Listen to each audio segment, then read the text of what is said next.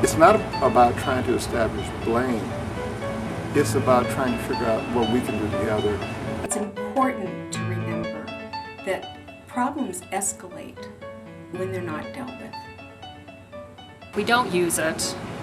We will just continue to see more destruction, all the painful things we see out there at a global level.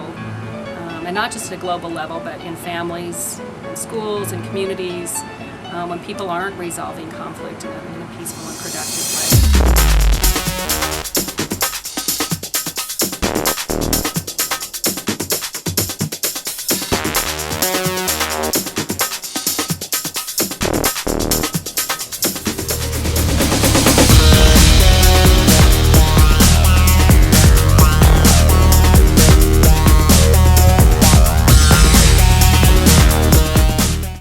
Resolution Day was started in 2005 to recognize the work of people in the conflict resolution field.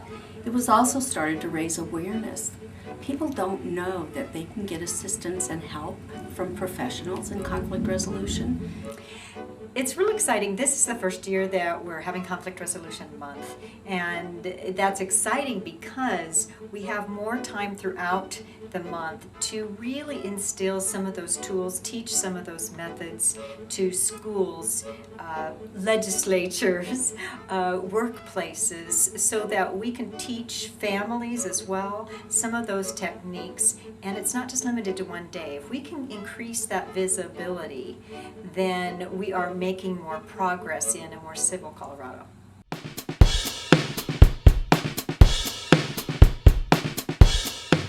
Mediation and other forms of dispute resolution, the mediation varieties in particular, help the parties, particularly if they're going to have to deal with each other again, have a chance to talk with each other, resolve the issue that's presenting itself. They may also resolve other issues that are there. It's their chance to be heard by somebody, get their story across, be acknowledged for what's going on. All disputes can be addressed through conflict resolution if you have willing parties. So that goes from the kindergartner to the CEO's office. We can look at the conflict as the problem outside of the people, and it can be addressed if you have people who are skilled, who are willing to work together. And I must say that my background in conflict resolution has prepared me to deal much more effectively with the inevitable and persistent conflicts between faculty and students, faculty and administration, or amongst students themselves. Simply stated, these conflicts are due to the reality that we are an organization comprised of human beings who have diverse ways of thinking and behaving. And without question, I would not be as effective an academic administrator if it were not for my education, training, and experiences in the field of conflict resolution. So I will say, though, that it was very ironic looking out on those faces. Some were very responsive, some not even paying attention, and some actually voted against the resolution. So that taught me that it is time that we can create more of a civility in our legislature, let alone our whole community, and that we have some room to grow in that area, and I'm proud to be a part of that growth. What I see happening is people becoming more connected to each other and create a new group that was we, and that we can begin to expand that circle of who we is.